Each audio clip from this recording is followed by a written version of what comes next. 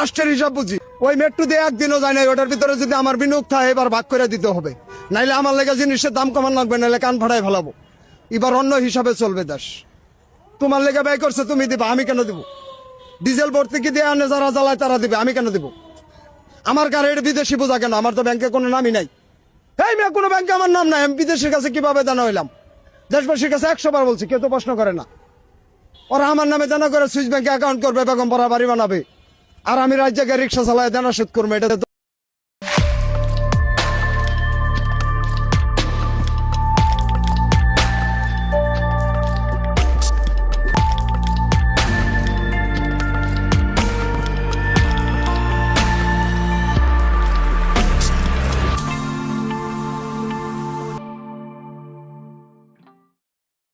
এই ভিডিওটা আগে দেখে রাখলাম এই জন্যে যে আজ যে আলাপ করবো, দেখবেন যে বাঙ্গু বুদ্ধিজীবীদের চাইতে এই দরিদ্র মানুষেরা ভালো বুঝে রাষ্ট্র, অর্থনীতি ভালো বুঝে, আর্গুমেন্ট ভালো বুঝে, ভালো তো আর্গুমেন্ট তুলে তারা। যাই হোক, আপনারা জানেন যে বিএনপি সরকার বাজেট দিছে, প্রথম বাজেট। আপনি পত্রিকার মেলা আলাপ দেখবেন কিন্তু কিছু বুঝবেন না, পরস্পর বিরোধী কথা।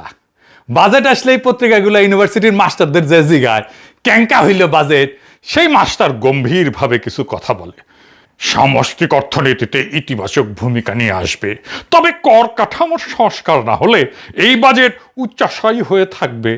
ওই মাস্টাররা যদি কন এর মানে কি, কন তো বুঝায় দেখবেন পাইতেছে না, এর মানে হইতেছে ওই নিজেই বুঝে না জিনিসটা কি, তো না বুঝলে মূল্যায়ন করবি কি? আমি বেনে কইতেছি না, দেখেন কি কইছে, উচ্চাভিলাষী, বাস্তবতা বিবর্জিত, স্বপ্ন বিলাসী ও রাজনৈতিক চমক নির্ভর। দেখেছেন, প্রস্তাবিত বাজেট অনেক বড় অঙ্কের, কিন্তু একই সাথে বাস্তবায়নের ক্ষেত্রে অসার বা ফাঁকা বলে প্রতিভাত হচ্ছে। মানে বাস্তবায়ন মনে করে ফেলিছে। মানুষের জীবনযাত্রার ব্যয় কমানো এবং নতুন কর্মসংস্থান সৃষ্টির কোনো আশাবাদ প্রস্তাবিত বাজেটে দেখা যাইতেছে না। বুঝে একেবারে উড়ে দিছে। বাজেটের মাস্টার ইকোনমিক্সের নোবেল প্রাইজ পেয়ে গেছে মনে হয় প্রত্যেকটা। আবার দেখেন, বাজেট ব্যবসা বান্ধব, সংস্কারমুখী, বাস্তবায়ন চ্যালেঞ্জ বিসিআই। এবার আপনারাই কন, কি বুঝলেন এই কথাবার্তায়? কিছু বুঝিছেন? কোন আগামাথা আছে কথাবার্তা আর নাই। বাঙ্গুরা অনেক জিনিসই বুঝে, কিন্তু একটা জিনিস একেবারেই বুঝে না, সেটা হইতেছে অর্থনীতি বা ইকোনমি। ইকোনমিটা যদি একজনই বুঝলোহিনি বাংলাদেশের, তাইলে দেশটা এতদিন ধরে এইভাবে ঘষটায় না। দেখেন, হাঙ্কের অর্থমন্ত্রী ইন্ডিয়ান মাল আমির খসরু মাহমুদ চৌধুরী কইছিল অর্থনীতি ঘুইরা দাঁড়াইতে 2 বছর লাগবি, কইছিল না মে মাসে? তারিখটা দেখান এডিটর সাহেব। বিগত সরকারগুলো থেকে সেটা মাইনাস মাইনাস এন্ড মাইনাস, এখানে যোগ কিছু নাই, সবগুলো ঋণাত্মক। এখানে এইগুলো আবার মেকআপ করতে হচ্ছে। এমনকি অনেকগুলো বিল পর্যন্ত পেমেন্ট করে নেই তারা। পাওয়ার সেক্টর, এনার্জি সেক্টর 50,000 কোটি টাকার মতো বাকি রেখে চলে গেছে। মাশাআল্লাহ, এগুলো আবার সব পে করতে হচ্ছে। সুতরাং একটা বিরাট মানে অর্থনৈতিকভাবে একটা ভীষণ আমরা ঋণাত্মক অবস্থায় আছি। এখান থেকে আমরা এখান থেকে বের হতে হবে, তারপরে অর্থনীতি সামনের দিকে যাবে। আপনারা নিশ্চয়ই লক্ষ্য করেছেন, আমি বলছি 2 বছর সময় লাগবে অর্থনীতি ঘুরে দাঁড়ানোর জন্য। 1 মাসও যায় না, এখন কইতেছে 4-5 বছর লাগবে ইকোনমি ঘুরে দাঁড়াইতে। কোনটা সত্য, আগেরটা না এখনকারটা? এই বাজেট নিয়ে নাকি আগে বাংলা লুথার কিং অনেকজন জ্ঞানী গুণী বিজ্ঞজনের সাথে কথা কইছে। হ্যাঁ, ভালো কথা। এর মধ্যে নাকি দেবপ্রিয় ছিল, সে বাজেট দেখে কইছে অনেকদিন পর প্রথম একটা চিন্তাশীল বাজেট পেয়েছি। দেখে বুঝতে পারে নাই কি কথা কইবে, বাজেট কি চিন্তা করতে পারে? হ্যাঁ, যাই হোক, আমি হাসিনার আমলে বাজেট নিয়ে এপিসোড করেছি, হয়তো অনেকেই মনে নাই বা দেখেন নাই। আজকে আমি হাতে ধরে দেখাই দেব বাজেট কেমনে দেখতে হয়, বিশেষ করে বাংলাদেশের মতো দেশের বাজেট কেমনে দেখতে হয়। আগে বুঝে নি বাজেট জিনিসটা আসলে কি, সেল চালায় বুঝে যাবেন কলে আমার আলাপে। এটা দেশ চালাইতে তো টাকা লাগে, মন্ত্রী মিনিস্টার আছে, আমলা আছে, ঠোলা আছে, আর্মি আছে, কর্মচারী আছে, তাদের পালা লাগে, বেতন দেওয়া লাগে, ট্যাক্স তোলা লাগে, হাসপাতাল, স্কুল, রাস্তা, মেট্রো বানানো লাগে, এর জন্য টাকা লাগে। এই টাকা কেমনে তুলবে, কত টাকা তুলবে, আর এই টাকা খরচা করে কি হাতি ঘোড়া করবে, সেটার হিসাব হইতেছে বাজেট। সিম্পল জিনিস, খুবই সিম্পল, জলবত্তল রং। এই বাজেট করার আগে নাকি তারেক রহমান সরকার মেলা বুদ্ধিজীবী অর্থনীতিবিদদের সাথে আলাপ করছে, তারপরে এই বাজেট প্রসব করেছে। তো আসেন দেখি ক্যাঙ্কা বাজেট পয়দা করেছে এত আলাপ করিয়া, তাহলে বুঝবেন এরা কেমন বুঝে বাজেট জিনিসটা, রাষ্ট্র কেমন বুঝে, অর্থনীতি কেমন বুঝে। আসেন বুঝে দেখি, আল্লাহর নামে শুরু করি। একটা সংখ্যা দিয়ে শুরু করি, মাত্র একটা সংখ্যা, 6.8%। এটা কি? এটা হইতেছে বাংলাদেশের কর জিডিপির অনুপাত। এই একটা সংখ্যা জানলে আপনি পুরা বাজেট বুঝে যাবেন, কেন রাষ্ট্র ঋণ করে, কেন গরিবের উপর কর চাপে, কেন এই মাথা মোটারা ইকোনমির কিছু বুঝে না। এই একটা সংখ্যার ভিতরে সব লুকে আছে। কর জিডিপি অনুপাত আসলে কি, এই আর কেনই বা এটা সব, এটা বুঝতে হলে একটা জিনিস বুঝতে হবে যে কর জিডিপি অনুপাত মানে কি, হাতি না ঘোড়া, মাথায় দেয় না খায়। একটা দেশ একটা বছরে যত সম্পদ তৈরি করে তার কত শতাংশ রাষ্ট্র কর হিসেবে তুলতে পারে। ভাবেন একটা বিশাল বাজার, সেখানে সারা বছর কেনা বেচা হইতেছে, কেউ সেল বেচছে, কেউ জামা কিনতেছে, কেউ বেতন পাইতেছে, কেউ কারখানায় মুনাফা করতেছে, কেউ কর্মচারী আছে। এই পুরা বছরের সব কেনা বেচা, সব আয়, সব মুনাফা, সব মিলায় যে সম্পদ তৈরি হয় তার নাম জিডিপি। ধরেন এই বাজারে সব মিলায় বছরে 100 টাকার লেনদেন হলো, এটাই এই বাজারের জিডিপি। বুঝে চাও? রাষ্ট্র এই বাজারের ভেতরে দাঁড়ায় আছে, এটা চান্দাবাজ। প্রত্যেকটা কেনা বেচায়, প্রত্যেকটা আয়ে, প্রত্যেকটা মুনাফায় তার একটা বখরা পাওয়ার কথা। বিক্রিতে ভ্যাট, আয়ে আয়কর, মুনাফায় কর্পোরেট কর, আমদানিতে ট্যাক্স, এই বখরাটাই কর। তাহলে প্রশ্ন, 100 টাকায় বাজার থেকে রাষ্ট্র কত টাকা ভাগ তুলতে পারলো, বখরা তুলতে পারলো? এটা হইতেছে রাষ্ট্রের ক্ষমতা। উন্নত দেশে তোলে 34 টাকা, বাংলাদেশে মাত্র 6 টাকা 80 পয়সা। এই 100 টাকার 6 টাকা 80 পয়সা, এটাই কর জিডিপি অনুপাত। বাজার বিশাল, কিন্তু রাষ্ট্রের হাতে আসে সামান্য। কর জিডিপি রেশিও এটা শুধু টাকার হিসাব না, এটা রাষ্ট্রের ক্ষমতার পরিমাপ। একটা রাষ্ট্র তার নাগরিক, বিশেষ করে ধনী নাগরিকের কাছ থেকে কতটা আদায় করতে পারে, সেটাই বলে দেয় রাষ্ট্রটা কতটা শক্তিশালী। তুলনা করেন, ইন্ডিয়ার কর জিডিপি 12%, নেপাল এমনকি যুদ্ধবিধ্বস্ত অর্থনীতির দেশগুলো আমাদের চেয়ে বেশি তোলে। আমরা দক্ষিণ এশিয়ার সবচেয়ে নিচের দিকে। কেন উন্নত দেশ উন্নত, এই একটা সংখ্যাই বইলা দেয় গলে। ধনী দেশগুলো যেমন আমেরিকা, জার্মানি, ফ্রান্স, জাপান আছে না, তাদের গড় কর জিডিপি অনুপাত হইতেছে 34%। ডেনমার্ক তোলে 45%, ফ্রান্স তোলে 43%। এবার মিলান, বাংলাদেশ 6.8, মানে উন্নত দেশগুলো তাদের অর্থনীতি থেকে আমাদের চেয়ে 5 গুণ বেশি কর তোলে। এই 5 গুণের ভিতরে লুকায় আছে কেন তারা উন্নত। ডেনমার্কে সবার জন্য বিনামূল্যে শিক্ষা, বিনামূল্যে চিকিৎসা, বেকার ভাতা, এইসব আসমান থেকে পড়ে না, আসে ওই 45% কর থেকে, কর জিডিপি অনুপাত থেকে। রাষ্ট্র ধনীর কাছ থেকে আদায় করে, তারপর সবার জন্য খরচ করে। এটাই উন্নত রাষ্ট্রের মূল মন্ত্র। আর আমরা তুলি 6.8%। তাই এটা তুলে রাষ্ট্র কি দিতে পারবে?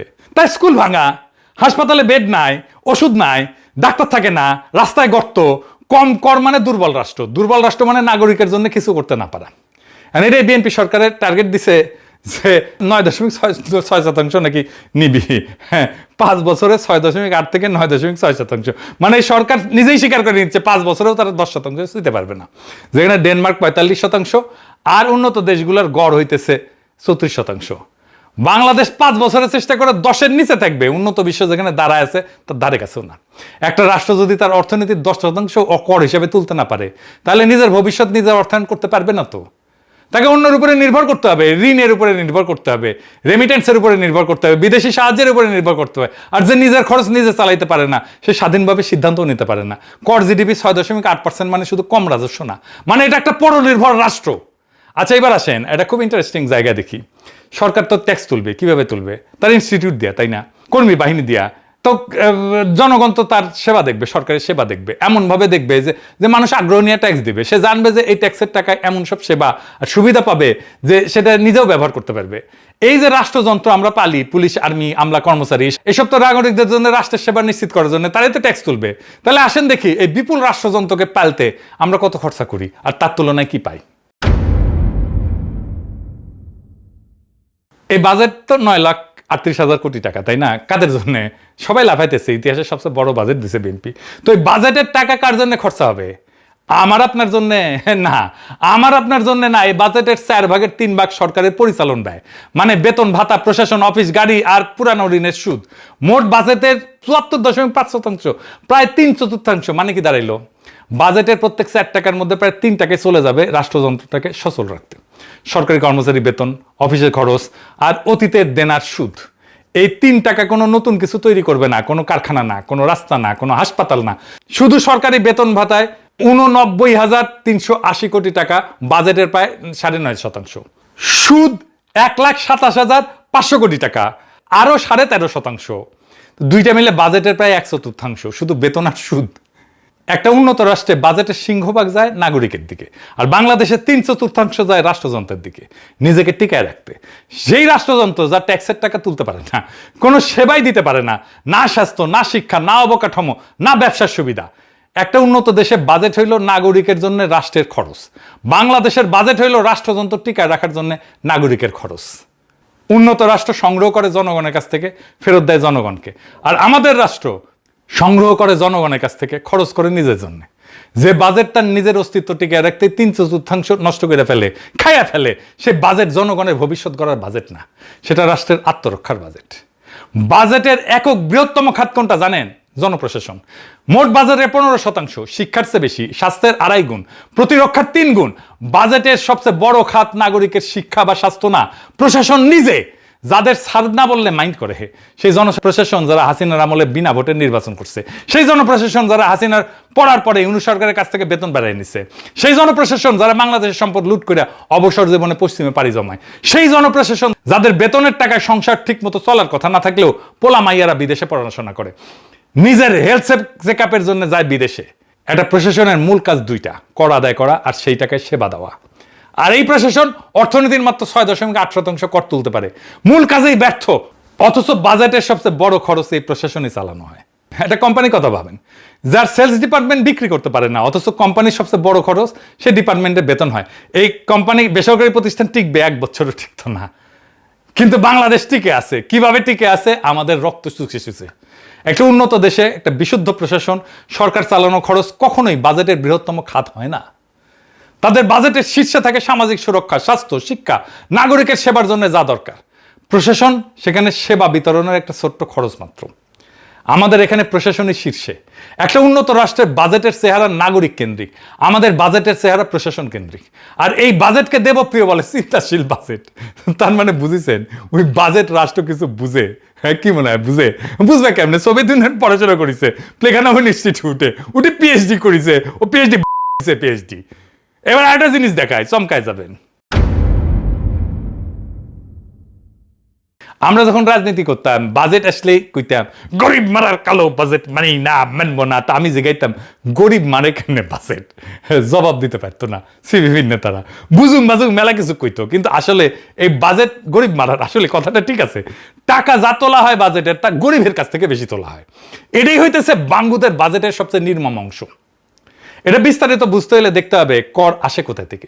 কর 2 ধরনের, প্রত্যক্ষ কর, ধনীর আয়ের উপরে, মুনাফার উপরে, সম্পদের উপরে সরাসরি কর। যত আয় বেশি তত কর বেশি। আর পরোক্ষ কর, ভ্যাট, শুল্ক, এটা পণ্যের দামের সাথে মিশে থাকে। একটা সাবান কিনলে ধনী গরিব সবাই একই ভ্যাট দেয়। গরিবের আয়ের অনুপাতে করের বোঝা বেশি পড়ে।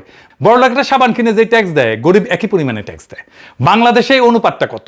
মোট রাজস্বের মধ্যে আয় কর 37%, ভ্যাট 37%, আর আমদানি শুল্ক 26%। তাহলে প্রত্যক্ষ কর মানে আয় কর, মানে বড় লোকদের কাছ থেকে বাজেটের করের 37% আসে। আর পরোক্ষ কর, ভ্যাট আর শুল্ক মিলে আসে 63%। মানে দাঁড়াইলো রাষ্ট্র যত কর তোলে তার 2/3 আসে ভোগের উপরে বসানো পরোক্ষ কর থেকে, গরিব মানুষের উপর থেকে। অনুপাতে প্রত্যেক 1 টাকা প্রত্যক্ষ করের বিপরীতে 2.25 টাকা পরোক্ষ কর। পরোক্ষ করের কি বড় সমস্যা সেটা তো বলছি, জানেন।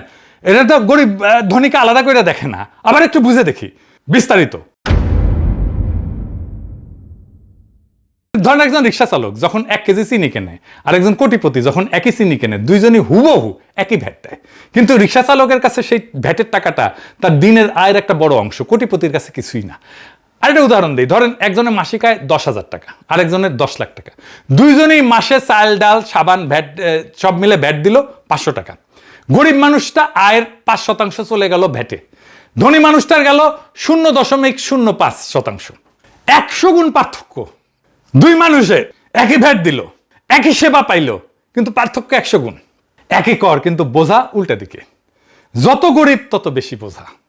এটাই পরোক্ষ করের আসল চেহারা। আর বাংলাদেশের রাষ্ট্র চলে মূলত এই করের 2/3। তাহলে গরিব মারার কর ব্যবস্থা না এটা? এবার উন্নত দেশের সাথে মিলান, আর মন দিয়ে শোনেন সংখ্যাটা। ধনী দেশগুলোতে ভোগের উপরে বসানো কর মানে আমাদের ভ্যাট শুল্কের সমতুল্য, মোট করের মাত্র 31%। আমেরিকায় আরো কম, 17%। আর সেখানে বেশিরভাগ কর আসে আয়ের উপরে, মুনাফার উপরে, সামাজিক নিরাপত্তা অবদানের উপরে, সরাসরি প্রত্যক্ষ কর। পার্থক্যটা ধরেন, বাংলাদেশে ভোগের কর 63%, উন্নত দেশে 31%। মানে আমরা সাধারণ মানুষের ভোগের উপরে তাদের চাইতে দ্বিগুণ হারে নির্ভর করি, আর তারা ধনী আয়ের উপরে আমাদের চেয়ে অনেক বেশি নির্ভর করে। একটা পার্থক্য বলে দেয় দুই ধরনের রাষ্ট্রের চরিত্র। উন্নত রাষ্ট্র ধনীর কাছ থেকে আদায় করে, গরিবকে রেহাই দেয়। আমাদের রাষ্ট্র গরিবের ভোগ থেকে আদায় করে, ধনীকে রেহাই দেয়। এটাই জিনিস, এটাই কর, কিন্তু উল্টা দিকে বসানো। আমরা তো আমেরিকায় গালি দিতে দিতে একেবারে হয়রান হয়ে যায়। সাম্রাজ্যবাদ সাম্রাজ্যবাদ নিপাত যায়। দেখেন তাদের কর ব্যবস্থাটা কেমন গরিব বান্ধব। তা এখন কেন বাংলাদেশ রাষ্ট্র ধনীর আয়ের উপরে কর তুলে অনুপাত তুলতে দিতে পারে না? কেন উন্নত দেশে পারে? কারণ যেই শ্রেণী প্রত্যক্ষ কর দেবে তারা বড় ব্যবসায়ী, শিল্পপতি, জমির মালিক। রাষ্ট্র তাদের উপরে নির্ভরশীল। নির্বাচনে টাকা লাগে, দল চালাতে টাকা লাগে, ক্ষমতায় থাকতে ব্যবসায়িক জোট লাগে। ফলে রাষ্ট্র সেই শ্রেণীকে শাসন করে না, তাদের সেবা করে। আর কর তুলে আনে যাদের কোনো দর কষাকষির ক্ষমতা নাই, সাধারণ ভোক্তার কাছে থেকে। প্রত্যেকটা কেনাকাটার ভিতরে লুকায় সে করটা তোলে। তাই এই যে কর জিডিপি রেশিও 6.8%, এটা কোনো টেকনিক্যাল ফেলিওর না, এটাই সিস্টেম। এইভাবে বানানো হয়েছে সিস্টেম। এটা একটা রাজনৈতিক সত্য। এই রাষ্ট্রের সাথে তার ধনী নাগরিকের প্রকৃত কোনো করের চুক্তি নাই। শ্রেণী আছে, কিন্তু রাষ্ট্র তাদের কর জালের মধ্যে আনতে সক্ষম না, কারণ রাষ্ট্রটাই সেই শ্রেণীর হাতে বন্দী। এই কারণে আমাদের কর জিডিপি রেশিও বাড়ে না। আর একটা জিনিস দেখেন, কর কম ওঠার জন্য কি কাফফারা আমরা দিই। পর্যাপ্ত কর তুলতে না পারলে সরকারকে ঋণ নিতে হয়, যে ঋণ নিছে তার সুদ দিতে হয়। এই সুদে 1 বছরে কত দিতে হবে জানেন? এই 1 বছরে 1,27,500 কোটি টাকা। 1,27,500 কোটি টাকা। শিক্ষায় 1,36,000 কোটি টাকা, সুদে 1,27,500 কোটি টাকা। সুদের বিল শিক্ষা বাজেটের প্রায় সমান। একটা জাতির পুরা শিক্ষা, স্কুল, সব স্কুল, কলেজ, বিশ্ববিদ্যালয়, শিক্ষকের বেতন, বই, অবকাঠামো, তার পেছনে রাষ্ট্র যা খরচ করে প্রায় ততটাই দিতে হইতেছে শুধু পুরনো ঋণের সুদে। যে রাষ্ট্রের অতীতের দেনা তার ভবিষ্যতের বিনিয়োগের সমান, সে সামনে আগাইতেছে না পিছাইতেছে? লুথার কিং এর সামনে তো কোনো পথ নাই। কর তুলতে না পারলে ঋণ করতে হবে, ঋণ করলে সুদ দিতে হবে, সুদ দিলে এই শিক্ষায় টাকা কমে যাবে। কিন্তু কোন খাতে বরাদ্দ কমলো দৃশ্যমান ভাবে, এটা জানেন? আমাদের আর্মি ভাইরা জানেন? জানেন না? আসেন দেখে দিই।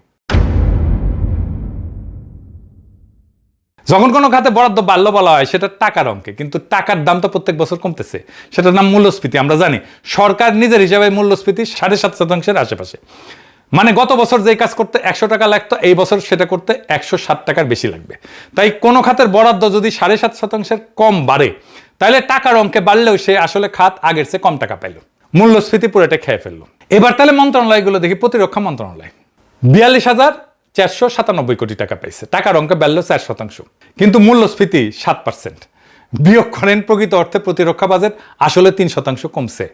এবার স্বরাষ্ট্র মন্ত্রণালয়, পুলিশ, র্যাব, বিজিবি, আনসার 27,000 থেকে 31,000 কোটি টাকা, টাকার অঙ্কে 15% পাইছে। মূল্যস্ফীতি বাদ দিল, প্রকৃত বৃদ্ধি 7.5%।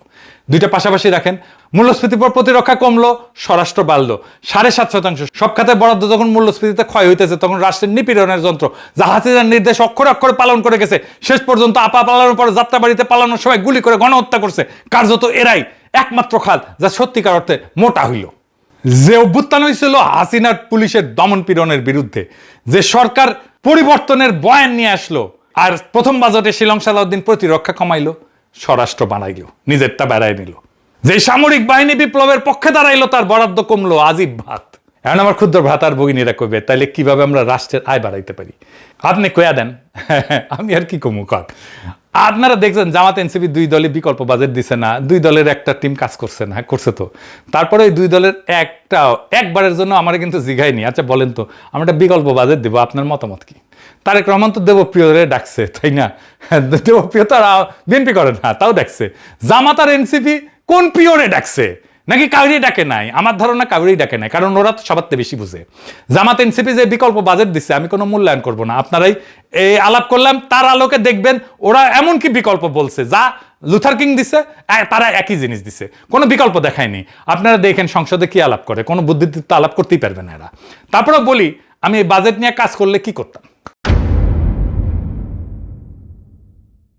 কর জিডিপি 6.8 থেকে বাড়াইতাম আমি।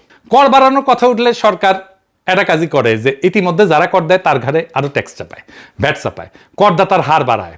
এটা আত্মঘাতী, কারণ এটা একটা ছোট জালে বারবার নিংড়ানো হয়। ওই বেতনভোগী মধ্যবিত্ত আর নিয়মে চলা কোম্পানি যারা এমনিতেই ফান্দে আটকা, ফল উল্টা হয়, করের ভয়ে বাকিরা ওই জালের বাইরে থাকে, ভিত্তি আরো ছোট হয়। এটা কোনো সমাধান না, এটা একটা দুষ্ট চক্র। আসল রাস্তা হার বাড়ানো না, ভিত্তি বাড়ানো। আর এটার একটাই উপায় হইতেছে ফর্মালাইজেশন। এটা সংখ্যা শোনেন, আমাদের কর্মসংস্থানের 88% ইনফর্মাল। প্রায় 9 কোটি মানুষ এমন এক অর্থনীতিতে কাজ করে যা রাষ্ট্রের চোখে অদৃশ্য, অথচ এরা কিন্তু অর্থনৈতিক ইকোনমির ভেতরে আছে। তারা সম্পদ সৃষ্টি করতেছে, কেনাবেচা করতেছে, আয় করতেছে, কিন্তু কর জালের বাইরে আছে। কর জিডিপি 6.8 মানে এই অর্থনীতির বিশাল অংশটা রাষ্ট্রের নাগালের বাইরে। এইটা একটা ছায়া অর্থনীতি, এটার আলোয় আনতে হবে। এটাই হওয়া উচিত কেন্দ্রীয় অগ্রাধিকার, কারণ এইটাই কর বাড়ানোর একমাত্র সৎ যন্ত্র। কেন? রাষ্ট্র যা মাপতে পারে না তার তো শাসন করতে পারে না। কর তো দূরের কথা, যে অর্থনীতি পরিসংখ্যানে নাই সেখান থেকে রাষ্ট্র 1 পয়সাও তুলতে পারবে না, পারবেই না। আর সেই মানুষগুলো 1 পয়সা দেবেও না। ইনফর্মাল মানুষ কেন কর দেয় না? কারণ কর দিয়া বিনিময়ে তো সে কিছু পায় না। রাষ্ট্র যদি বলে যে তুমি আমার কর দাও, তা মানুষ কবে কেন তুমি আমার জন্য কি করো, তোমার আমি কেন কর দেবো? তাই কাজ হয় তখন একটাই দ্বিমুখী, তুমি কর দাও, বিনিময়ে পাও কিছু। কি কি? পেনশন পাও, দুর্ঘটনা বীমা পাও, ব্যাংক ঋণ পাও, আইনের সুরক্ষা পাও, রাষ্ট্র পায় রাজস্ব, আর এই ইনফর্মাল সেক্টর পায় সুরক্ষা, এর কর্মীরা পায় সুরক্ষা, এরা পায় পুঁজি, তাদের বৃদ্ধির একটা সুযোগ সৃষ্টি হয়। এটাই সেই কর চুক্তি যা আমাদের কোনোদিন হয় নাই। আমার হাতে ক্ষমতা থাকলে 9 কোটি মানুষের ছায়া থেকে তুলে আনতাম, তাদের স্বীকৃত করতাম, সুরক্ষিত করতাম, দৃশ্যমান করতাম, ইকোনমির মধ্যে আনতাম, ফর্মাল ইকোনমির মধ্যে আনতাম। কর বাড়াইতাম কিন্তু হার বাড়াইতাম না। মানুষকে জালে এনে সেইখানে জালে আসাটাই লাভজনক সেটা দেখাই দিতাম। 10 বছরে এই দেশ বদলাই যেত। মনে আছে না শুরুতে যে গরিব মানুষের ভিডিও দেখাইলাম, যারা বিশ্ববিদ্যালয়ে পড়ে নাই, যারা গম্ভীর মুখে সামষ্টিক অর্থনীতির বুলি কপসায় না, তারা কিন্তু একটা জিনিস ঠিকই বোঝে, তারা বুঝে রাষ্ট্র তাদের কাছ থেকে ন্যায় ফেরত দেয় না। এই সহজ সত্যটা এই বাঙ্গ বুদ্ধিজীবীটা 5টা ডিগ্রি নিয়েও বুঝে না, কারণ বুঝতে চায় না। দেবপ্রিয় সাহেব এই বাজেটকে দেখে আবেগে কইল চিন্তাশীল বাজেট। আমি আপনাদের হাতে ধরে দেখাইলাম এই বাজেটে চিন্তার চও নাই, আছে শুধু একটা রাষ্ট্রযন্ত্র যে নিজের টিকায় রাখতে 4 টাকা 3 টাকা খায়া ফেলে। বাঙ্গুদের এই গরিব মারার বাজেট কোনো নিয়তি না, কোনো অভিশাপও না, এটা একটা পছন্দ। এটা বদলানো যায়, 10 বছরে এই দেশটারে বদলায় দেওয়া যেত। দরকার একটাই জিনিস, সাহস আর বুদ্ধিমত্তা। ধনীর দরজায় যায় কর চাওয়ার সাহস, নিজের আমলাতন্ত্রের জবাবদিহি করানোর সাহস, গরিবের পকেট থেকে হাত সরায় ধনীর পকেটে হাত দেওয়ার সাহস। এই বাজেট সেই সাহস দেখায় নাই। কিন্তু মনে রাখবেন, পথটা বন্ধ না, কোনোদিন বন্ধ ছিলও না। আমরা শুধু সেই নেতৃত্বটা পাই নাই যে এই পথে হাঁটবে। কিন্তু একদিন হবে, একদিন না একদিন হবে। শুধু স্বপ্নটা দেখেন, স্বপ্ন করলে একদিন না একদিন সত্য হয়। স্বপ্নটা দেখে যাইতে হবে। সেই দিনের অপেক্ষায় আমরা থাকলাম। ইনকিলাব জিন্দাবাদ।